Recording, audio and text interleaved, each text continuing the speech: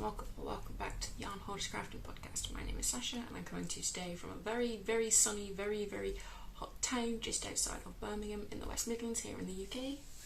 This is episode 20 and it is the 19th of June today. So I have 4.5 whips to talk about today. I'll get to the half in a bit, but yeah, I suppose I shall jump straight in. I will start with the easiest and probably the boringest of the four, and that is my partner's socks. So this is the Menace yarn by Dragon Hill Studio. It is their Chepstow sock 4-ply, which is 75% superwash blue faced plaster and 25% nylon.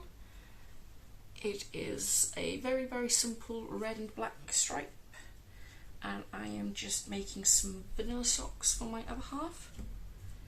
And I have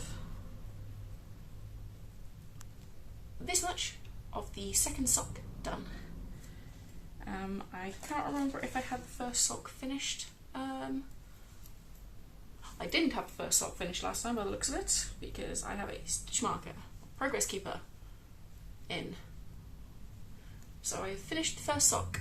It looks like I had 2 rounds of the gusset done. So these are 72 stitches on a 2.75mm needle, 20 rounds of 2x2 rib, 75 rounds for the leg, and a heel flap gusset wedge toe. And I absolutely love these. I might have to get some more of this yarn to make me a matching pair. To be honest, I have already decided that I'm going to order more from this company at some point. They have a colour called Purple Sparkling Broccoli, which, interesting fact about me, my favourite vegetable is broccoli, so I'm going to have to get some of that to make myself some broccoli themed socks. So these are just very, very simple, just a vanilla sock. They are loosely based off the cuff down vanilla sock from the Sock Knitting Bible by Lynne Rowe, and yeah, they're done to fit my partner. After many pairs of trial and error, we finally have the perfect sock pattern for him. So I have this much of the second sock. So yeah, I finished the rib and I think I've got about 15, maybe 10 rows of the leg done. These are my out and about knitting, so they don't get tons and tons of progress on them. I also tend to take these to the knit group I go to on a Monday morning. They didn't go to knit group Monday morning as I had a hospital appointment, so there's not as much done on the second sock as I would have liked. But yeah, I will just mention all of the bags I will end up showing you today. I made them all myself at the beginning of this year, and I am probably going to make even more in the coming weeks, because I have a very, very strong urge to cast on all of the things, but I told myself I could not cast on all the things because I don't have the bags to put them in to keep them all tidy. So I'm just going to make more bags so I can cast on all the things instead of actually finishing things, because logic. The next project I will show you is this bag. You haven't seen this in a while. I did pick this up and did a few rows on it over the weekend, and this is the Stick Seasons by Rebecca Clow. However, I'm altering it to make it into a sweater vest. Currently it doesn't look anywhere close to a sweater vest because I have this much of it. So this is the back panel. I was here, I believe, last time. Don't pay any attention to the pink marker, that's marking something else. But I am using, to make this, the Holstgarn Super Soft in the colourway Peony and Imperial Purple. I'm going to be striping these throughout. So even though I am going to stop doing the texture once I join for the body as it's designed, I'm going to continue doing the 4-row stripes, which I think looks really, really elegant. It is kind of reminding me of something, but I can't place what it's reminding me of at the moment. If any of you have any ideas, please let me know in the comments, because it's really bugging me that this reminds me of something and I can't place what it is.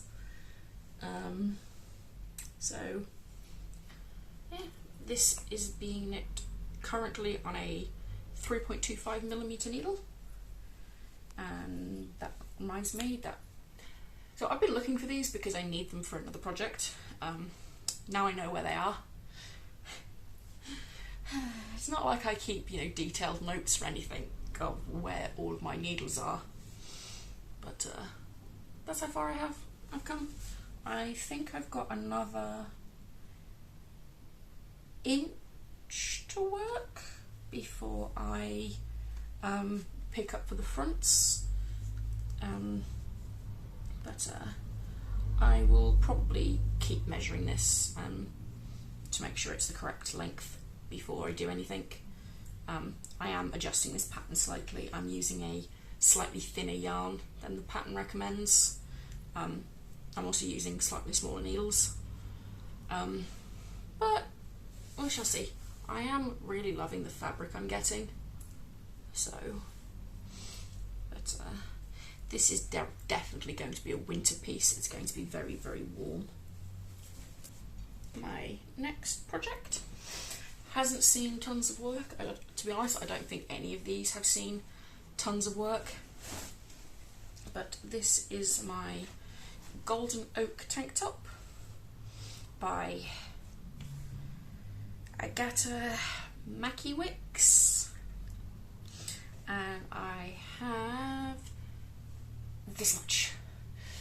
I know it doesn't look like much, but I swear I have added rows to this. So I have 2 more rounds to go, and then I move to the next section of the chart, and then it's just working it up. It will be a similar shape to the tank top I'm wearing now, which I am very happy about because it is ridiculously warm here at the moment. It's really, really nice outside, especially when you catch a nice gentle breeze. However, I live in a very old British house that was designed to keep every ounce of warmth and heat in. So my living room is currently 26 degrees. That's why I'm not currently wearing any knitwear. I was actually wearing my Tolster tank this morning. Not my Tolster tank, my Tolster tee, but that is DK weight, and I very, very, very quickly decided that was a very, very, very bad idea. So yeah, but I'm looking forward to this. I'm hoping to get quite a bit of this done this week. One of my goals for this week is to finish the lace pattern. Last week my sister was visiting, and that meant I didn't really work on this like at all, because trying to concentrate on a lace pattern was just not going to happen. And I am now very excited to have this finished. I really want this finished, preferably as soon as possible. So this is going to be one of my priorities. I will tell you about the other priority when I get to acquisitions. My fourth and final full project to talk about is a new cast on. So I kind of hinted that I was going to be starting this, and this is Tangle, apparently. This is the start of Nando the Magnificent. So this is my little gnome by, I think the pattern's by Sarah Scherer, and this is the start of it.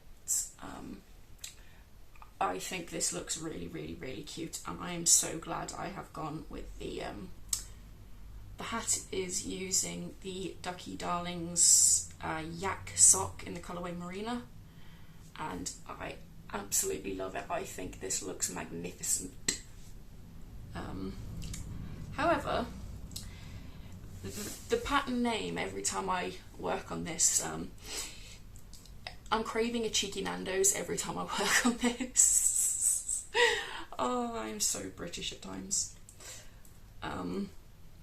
So I am using leftover yarns to make this.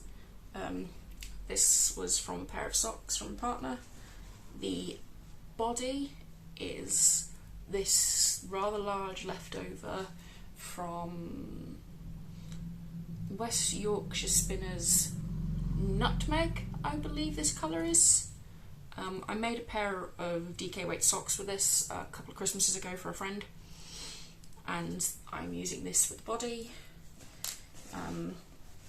The cloak is going to be in this leftover opal. I believe the colourway was called Black Dragon. These made a pair of socks for my partner 3 or 4 years ago now.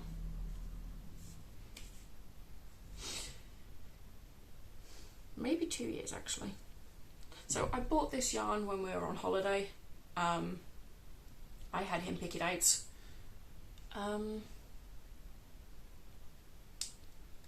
And I can't remember where we were when we bought it. If I could remember where we were, I would be able to remember what year I bought this, and I know I cast it on almost as soon as we got home, but I can't remember where I bought it from. I'll also be using the West Yorkshire Spinners Marshmallow for the nose and the hand. It calls for a lace weight yarn to make the beard. I'm actually thinking of using some of my leftover Diablo yarn, which is this, to make the beard. I haven't actually decided yet. Otherwise I'll just use the marshmallow, but I thought this would be cool, although gnomes generally have white beards, but it could be a fun detail, and you know, glitter. This gnome is actually going to be a gift. The company my partner works for currently has a year in industry student that he is the mentor of, and she is due to finish in a couple of weeks. I think it's the end of July.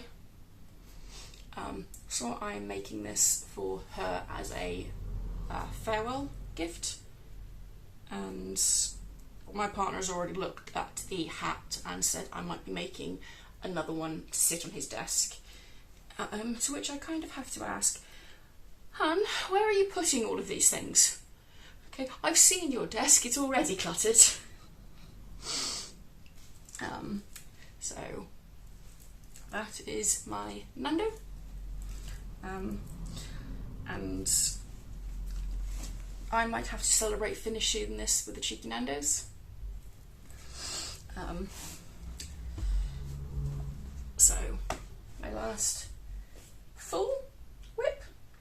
I suppose I should get on to the half.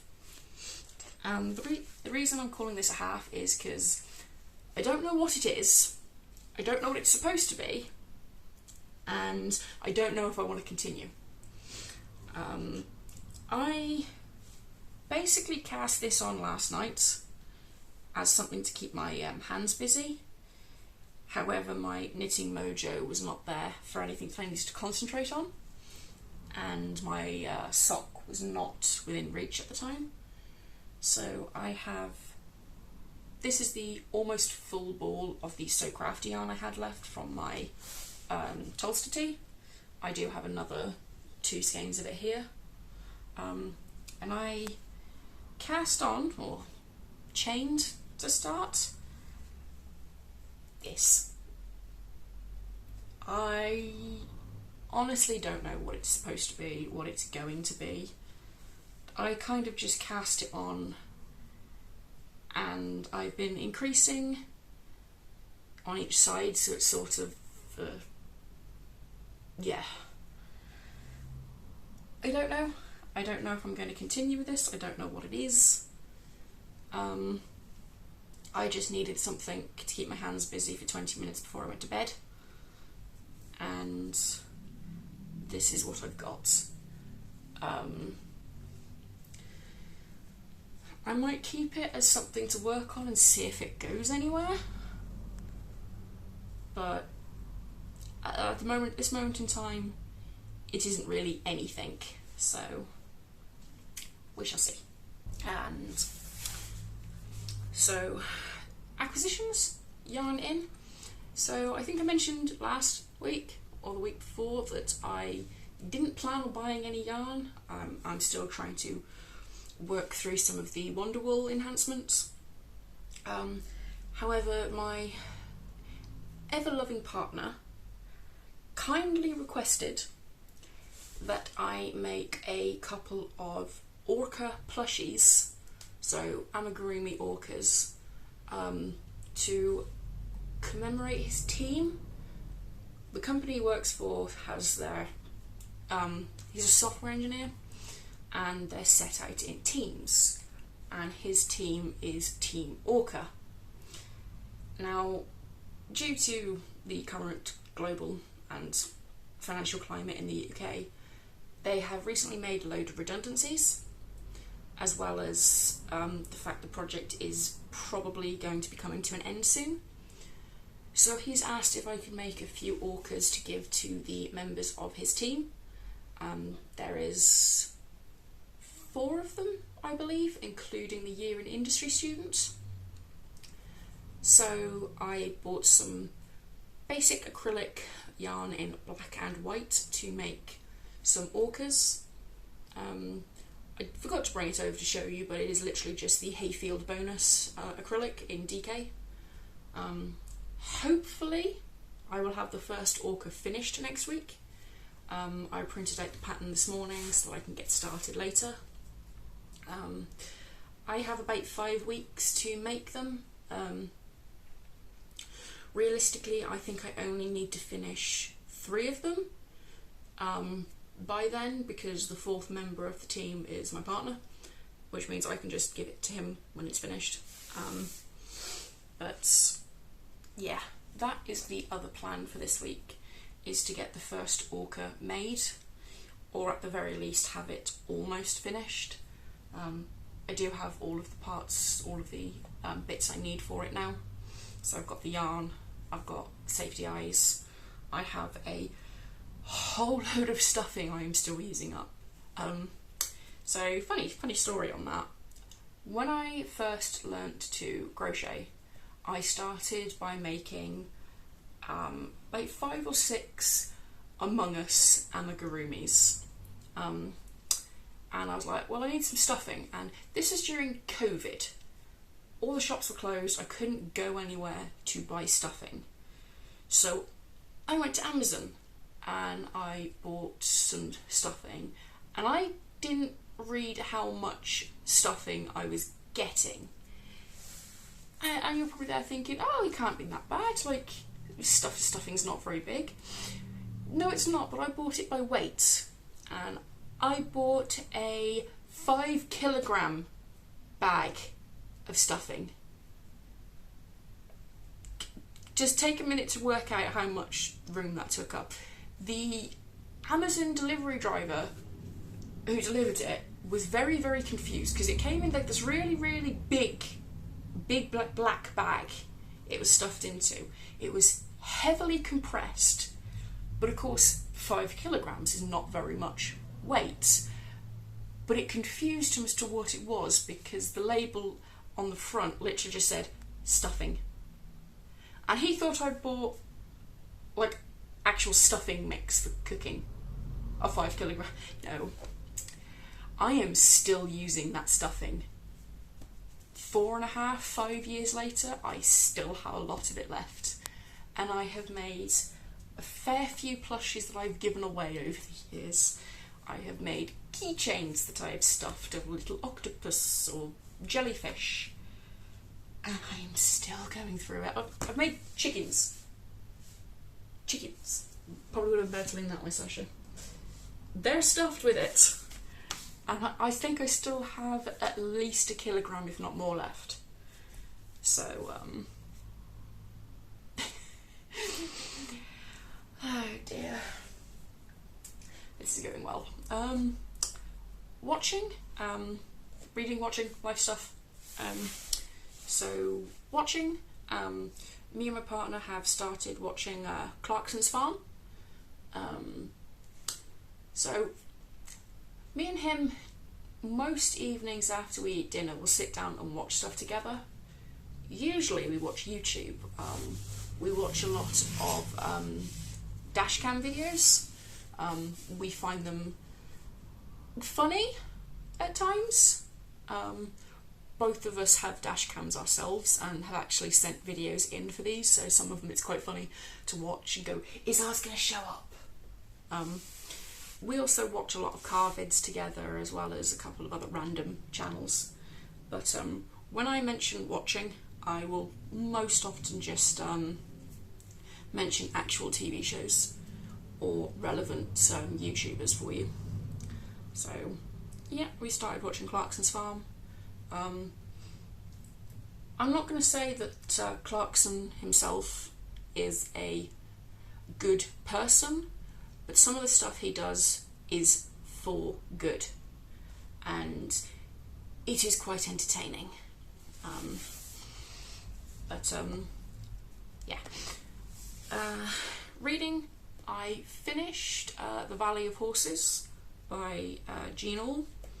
I haven't picked up another book yet, mostly because my sister was here and we were just busy. I haven't decided what I'm going to pick up yet, if I want to go to one of the darker, heavier novels or continue with light, fluffy comfort reads. And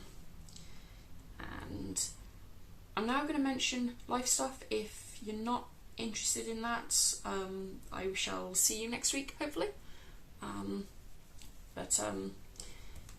Yeah, I'm going to mention life stuff here. So I mentioned last week I had a doctor's appointment finally on Monday. We went to that, and British efficiency meant that the appointment was 50 minutes late, and I was only the third appointment of the day. So yeah, but I am now on another waiting list to have surgery, basically, and I am really quite annoyed, not specifically with the doctor because he was really helpful and very, very understanding, but the waiting list for the surgery I need is 7 to 12 months. Now, if this appointment had been when it was supposed to be last year in October, I would probably be getting ready to have that surgery by now. But instead, I have to now wait another potentially 7, maybe even 12 months. And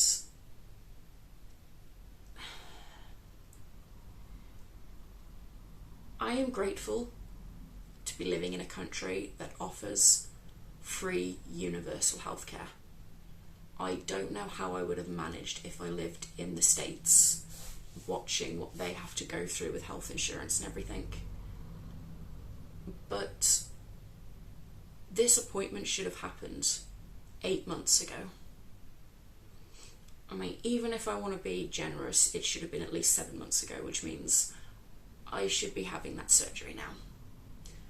But instead I have to wait probably till around my birthday next year to get the surgery I need. And I don't want to come off as ungrateful for the NHS, but something needs to give, something has to be done to improve waiting times, because it's hard, it's difficult, especially when you live with a condition that's causing extreme amounts of pain, discomfort, and is affecting daily life. And I am going to tell you what I'm suffering with, because I think more people need to know about it, more people need to understand what it is. I suffer from endometriosis, which the very, very brief summary of that is my uterine lining, so the bloody mucousy membrane that's supposed to grow inside my uterus, is growing outside of my uterus on everything in my abdomen, and it's causing severe amounts of pain, scarring, and the flare-ups are agony. And I have been basically told, yes, we know you've been in agony now for 18 months, waiting and waiting and waiting to be taken seriously. Now we've taken you seriously, please wait another 6 to 12 months to make you feel better. And it's... Start charging. Excuse me?